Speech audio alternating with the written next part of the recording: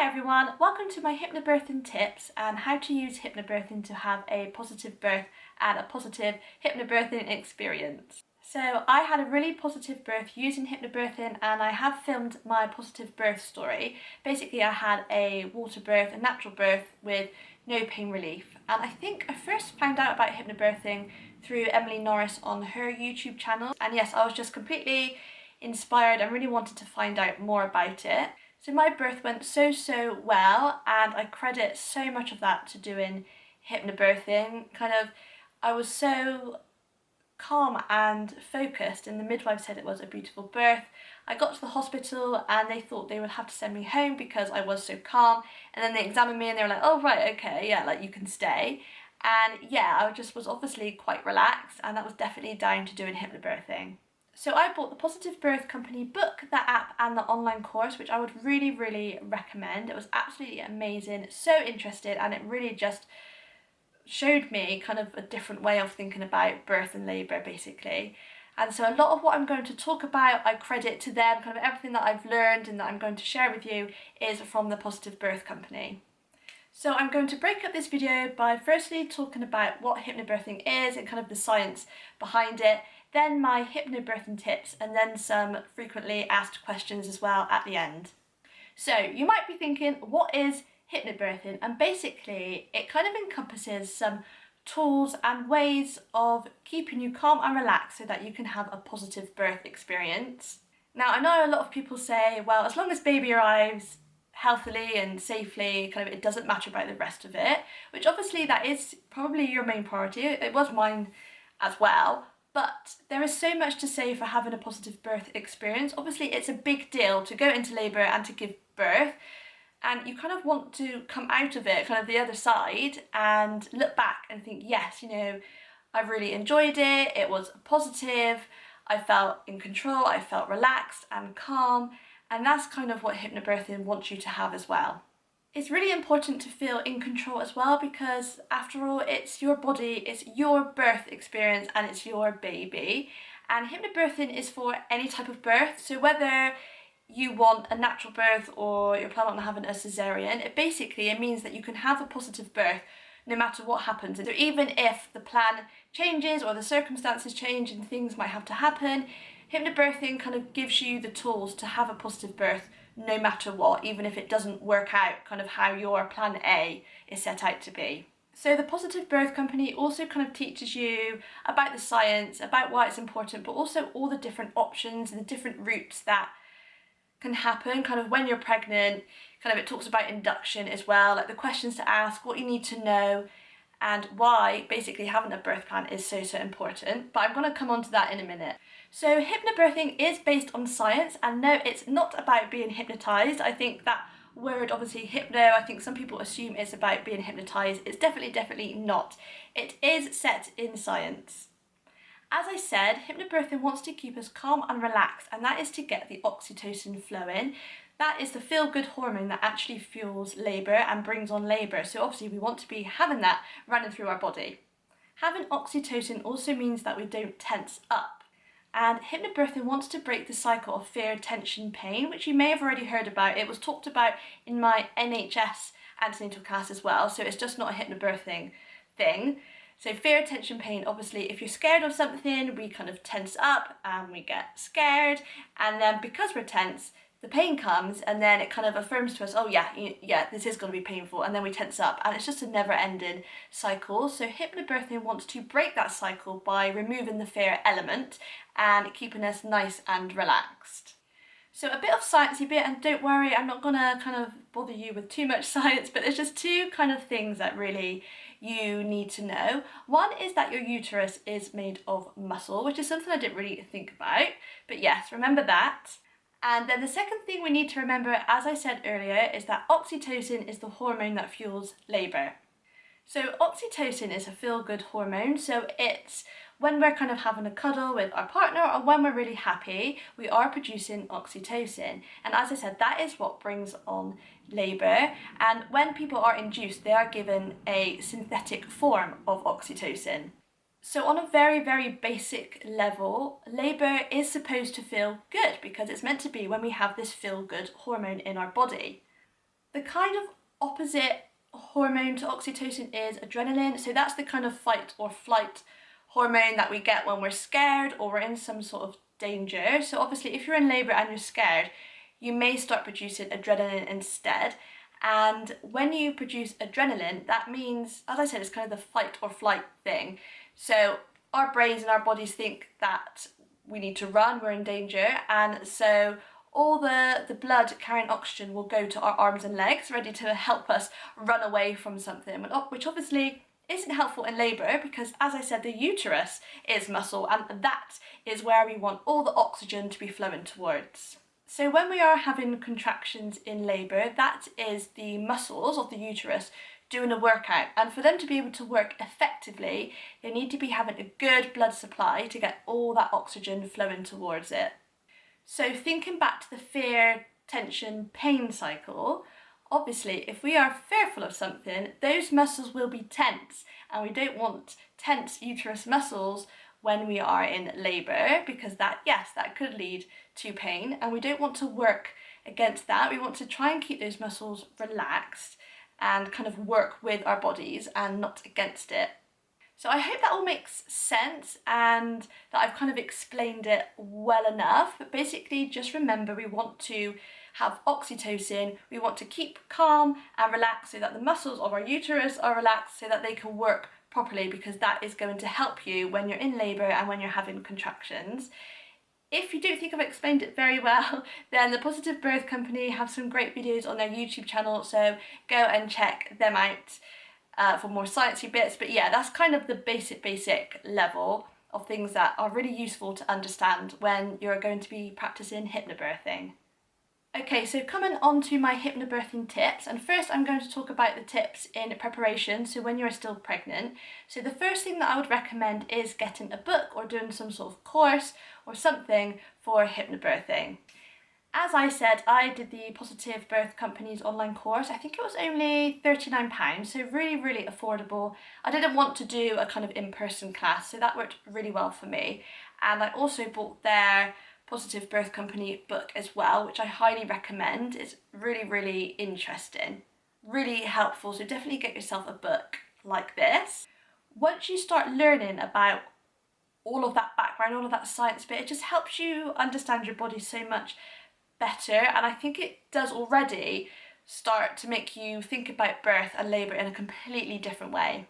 As I said, we want to remove the fear part of labour and birth, which hypnobirthing helps you to do. And if you think about labour and birth when it's portrayed in the media, so on TV and on soaps, it's always it's always dramatic because it kind of has to be for TV, and it's often traumatic as well, and it kind of leaves us, whether we're not even conscious of it sometimes, but there's definitely negative portrayals of given birth, which really isn't helpful when you are about to give birth yourself. So you kind of want to retrain your brain to think about birth in a much more positive light. As I said, if we are fearful of that, we won't be getting oxytocin, we will be tense, we won't be relaxed.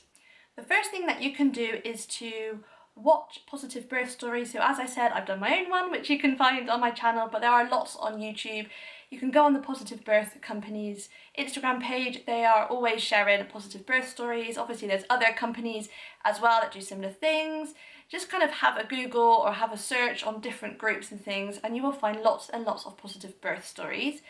Then you will kind of need to try and filter out some of the negative stories that you hear, because when you're pregnant, people seem to love telling you kind of their really dramatic things that happen to them in labour. And more often than not, they probably haven't done hypnobirthing, for one. So you just need to try and kind of, if you can't tell them to stop talking, which you probably can, I never did. If you want to, you can, obviously. But just kind of try and tune out a little bit. Remember kind of all the positive things that you've read, and then go home and read a positive birth story instead. Also, if you're watching a TV programme and something comes on about labour and birth and you know it's not going to be that positive, maybe just think about switching off. A key aspect of hypnobirthing is positive affirmations. So you could try and write your own. You can Google them. There's loads on Pinterest or on Instagram and all these different hypnobirthing accounts. As I said, I did the Positive Birth Company online course, so that came with kind of MP3s that I could listen to. and I also wrote some down as well and just always thought about them. So the positive affirmations kind of cover you whilst you're pregnant and when you're in labour as well. So it can be things like my baby will come when my baby is ready. And then like for labour, it's more things like my surges cannot be stronger than me because they are me. And I just really, really loved that one. So you will find ones that you really love and really resonate with you. And it's really important to keep practicing them and always kind of keeping them in mind. It's also worthwhile having your birth partner to know some of your favourite affirmations as well, so that when you are in labour and giving birth, they can maybe think about repeating your affirmations to you if you want. We also can't forget the power of language. So again, there's often kind of negative associations with some of the language used in pregnancy, labour and birth. So one of those is the word contraction. Now you might not mind it. I kind of wasn't too bothered about it, I don't think, but I can completely understand, because if you think about the word contraction, that obviously refers to your muscles contracting, and it makes you feel a bit like tense thinking about that word, whereas hypnobirthing often talks about your surges, and that does feel a lot more positive. It kind of feels more like energy kind of surging. It does feel a lot nicer, it sounds a lot nicer. So yeah, just kind of have a think about the language that you use, maybe that your birth partner is using, and yeah, have a think about what words you might like to kind of rethink and use differently. My next tip is to learn and educate yourself. So as I said earlier, getting a book or doing a course and learning about all the science, but also learning about all the different routes, the different options that are available to you. I know some people say, you know, as I said earlier, like, oh, don't have a birth plan and just go with the flow. Don't go with the flow. That basically means you've kind of sat back and you haven't really taken part in it. You don't want that, because that is when people look back and think, oh, you know, God, I don't know what happened. You know, why did I do that, and why did that lead to that? Whereas if you know the different stages of induction, the different risks, the different benefits, so that you can weigh it all up, and the whole way through your pregnancy, labour and birth, you can make the right decisions for you at the right time. You also want to involve your birth partner in that, so that they are aware, because obviously when you're kind of in the depths of labour, you might not be in a position to kind of fully think all of this through. So having your birth partner on side is a really good idea. You can even learn stuff, for example, like best birth positions, because being led on your back is not very good. It's not conducive to giving birth, because obviously to give birth, for your baby to come through the birth canal, your pelvis will actually widen naturally, whereas if you are led on your back, you're actually restricting that widening, which obviously isn't very good for when you're wanting to give birth. So just kind of learning about things like that is really amazing, but it'll be so useful for you. One thing that I learned as well is that there is a transition phase, so kind of the switch between the contractions and then when the baby's about to come down the birth canal, there's this little phase, and that's often when people say that they want pain relief or that they want an epidural or even a cesarean. But just knowing that that is a transition phase and the baby is imminent when you feel like that really helps. Also learn about what you want to happen after the birth as well, kind of all the different options available to you and your baby. My next tip is to start doing some relaxation exercises. So you can find some on YouTube, or if you've bought an online course, obviously you've got some there probably as well. But just kind of get into the habit of trying to relax, and then you can listen to the same exercises when you're in labour as well, and it will kind of automatically bring you back to that place where you feel really relaxed. You will definitely want to write a birth plan, 100%, or if some people want to call it birth preferences, which I think the Positive Birth Company do, they prefer to call it birth preferences, because as we know, things may change, but it's still really important to state what you want. So of course it is in an ideal situation. For me, I was lucky, I wanted a water birth and I could have a water birth, you know, the pool was available, there was no kind of medical reason why I wasn't able to get in the water. So obviously all of these things need to be taken into consideration, but I also had on my birth plan kind of a plan B, and also I stated, you know, if it came to the point where a cesarean was needed, because sometimes they are, I really didn't want one, but obviously if that's the safest and best option for me and baby, then I would have had one, of course. But there are still things that you can ask for, there are still preferences, even if it's not your kind of plan A. So definitely have a think and write a really, really good birth plan. And as I said just then, also state what you want to happen after the baby's born. So things like, do you want the injection to bring on your placenta? Do you want to wait? How long do you want to wait for that? You could talk about delayed cord clamping. You could talk about baby's vitamin K injections or drops. Just lots and lots of different things. So it's really important, I can't stress enough, to write a birth plan. You can even say, you don't want students, everything like that. Just have it all there and make sure that your birth partner is fully aware of all your preferences as well. My next tip is about breathing, and this was a big thing for me, probably the most helpful part of hypnobirthing. I feel it kind of everything in conjunction, but definitely the breathing exercises. So for every single contraction, I breathed in for 4 and out for 8, and then kind of at the end when that was getting a bit difficult, it was in for 3 and out for 6. And the hypnobirthing tracks that I had through the course, plus the app that I bought through them as well, it kind of guides you through that. So the founder, called Siobhan, she counts you so you can listen to her voice, and it's really lovely and relaxing and just keeps you so focused. I definitely credit kind of my positive birth a lot to that, because it really kept me focused, just concentrating on counting my breathing. But you also need to make sure that you are practicing that before, because you may find it's quite difficult to control your breath to the count of 8 when you first start practicing. So don't leave that kind of till you're in labour. Definitely practice that when you are still pregnant. You could also involve your birth partner by doing other things to help you relax, and you can start that in pregnancy, and then when you are in labour they can do it as well. So things like giving a back rub or a hand massage, things like that to help you relax. And again, you'll have that positive association with something like that, which you can bring forward to when you are in labour. My final tip about preparation is to try and relax, and this is particularly around the due date. So obviously we are given a date when to expect baby, and I'm sure as everyone does, you can only kind of cling on to that date because you have to, you can't help it, and everyone asks you when you're due and you tell them it's this date. But actually you need to think of really, ideally, as your due period. So your baby is considered full term from 37 weeks until 42 weeks. That's a 5-week period, not just that one day when you turn 40 weeks pregnant. That is your due date that you are given.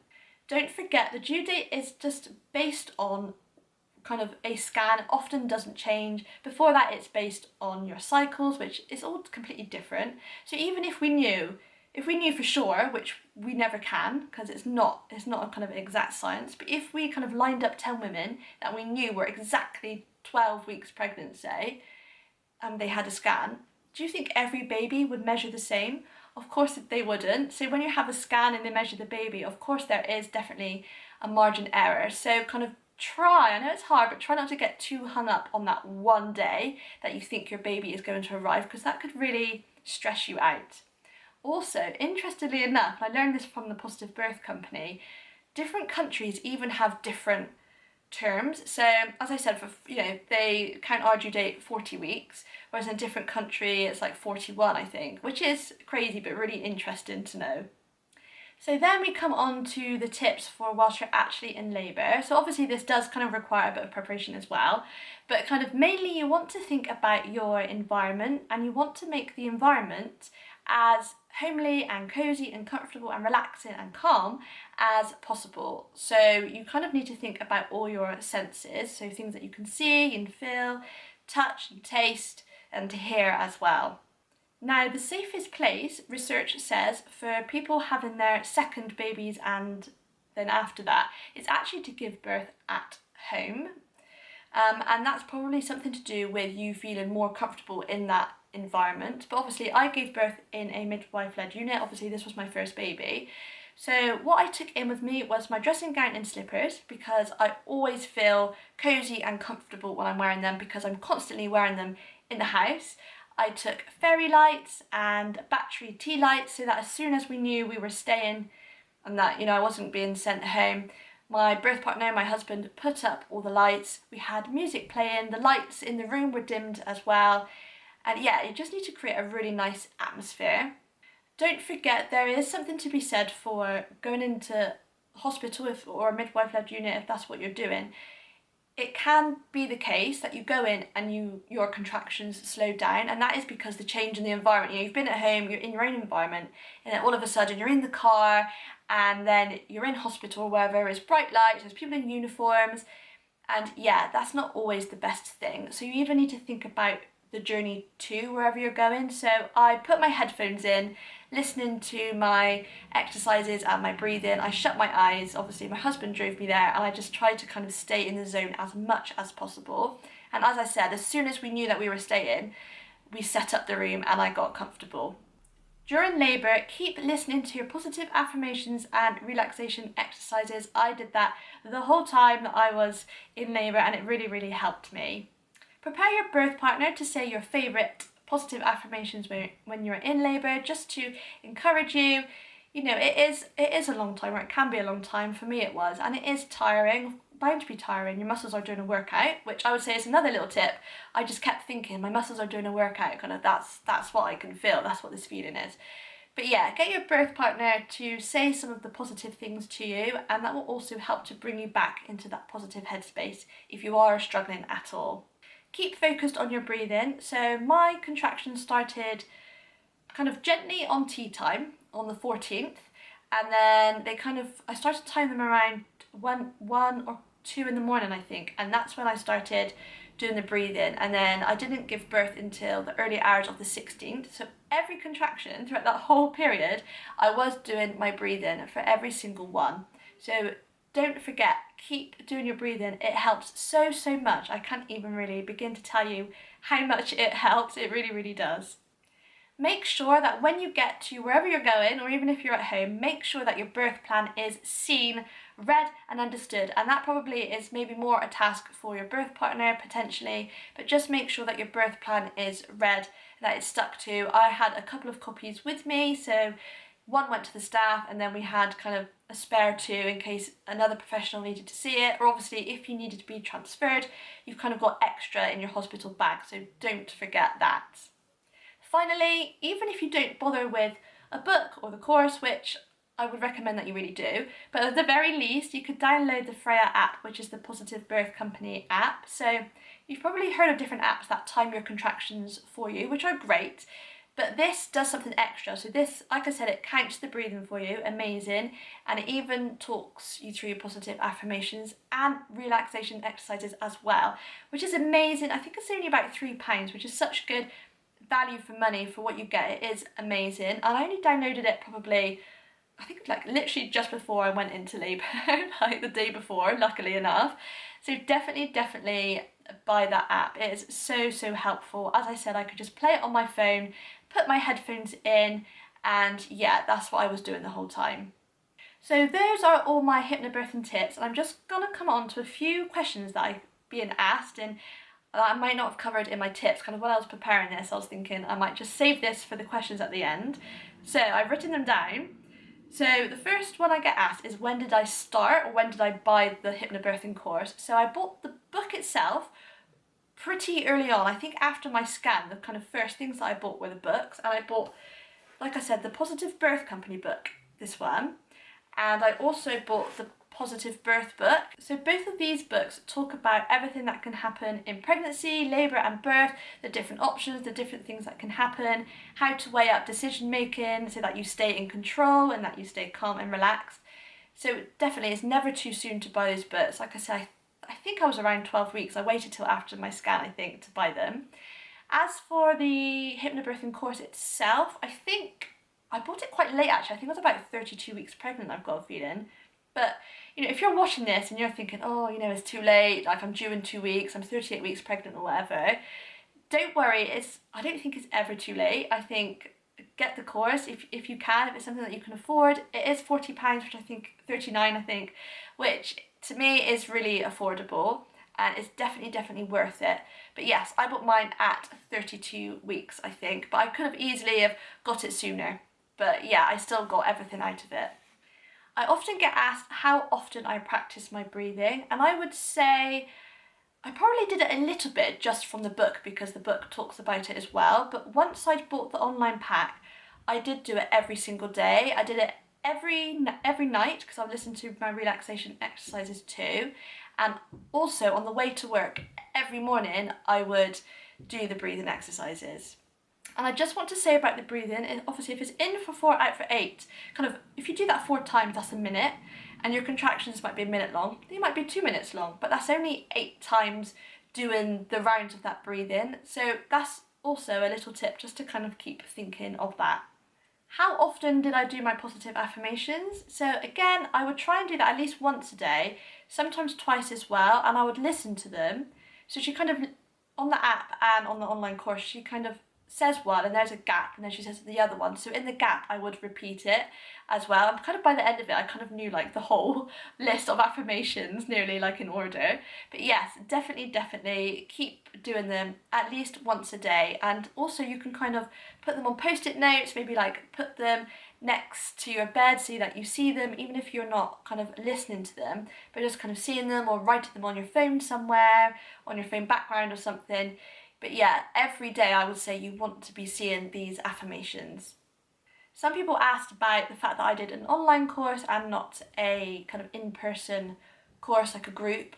And for me, it's a lot of money. They're usually about £200, I think. So one, that wasn't really an option for us money-wise. But also, I don't know, I'm not really like a group person. I just can't really imagine. Me and my partner felt really awkward even at the antenatal class a little bit. Yeah, so me and my husband we both kind of said, yeah, we reckon like an online one is definitely the best option for us. I don't feel that we missed out at all. Obviously, if you're in person, you can kind of ask any specific questions, but with the Positive Birth Company, you do get access to a Facebook group, which is otherwise private, and that was really, really helpful because you can talk to kind of the admin on there, but also other mums and mums-to-be as well. So it was still really, really helpful. The final thing that I've been asked is kind of what things do you need to do hypnobirthing, like equipment or things that you need to buy. So as I said, you might need to buy things to make the environment better, so like tea lights and fairy lights, but I just got mine from Primark and then I had some at home as well.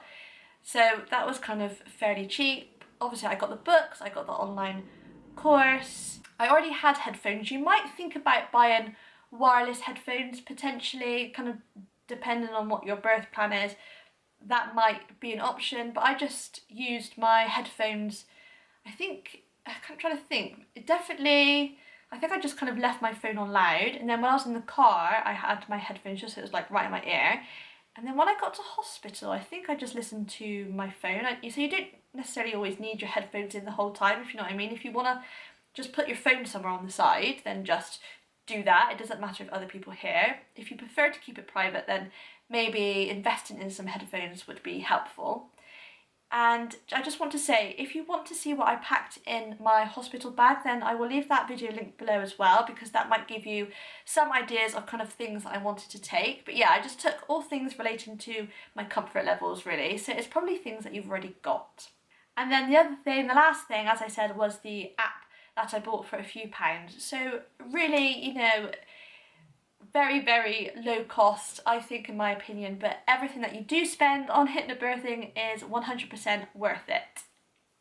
So that is everything for this video. Those are all my hypnobirthing tips. As I said, do check out my positive birth story to find out exactly kind of how I used it and what happened in my labour and birth, and it is a positive birth story, so I do hope you enjoy that one if you haven't seen it already. Thank you so much for watching. I really hope that you do subscribe to my channel because I love posting things about motherhood and my baby, as well as kind of other lifestyle videos too. If you're watching this and you are pregnant, then I hope it goes amazingly for you. I hope that you have a wonderful positive birth. I just enjoy every single moment. I know as soon as I had given birth, I kind of did want to redo it again, which says a lot about hypnobirthing. But yes, I hope it all goes really well for you. Thank you so much for watching, and I will see you in my next video. Bye everyone!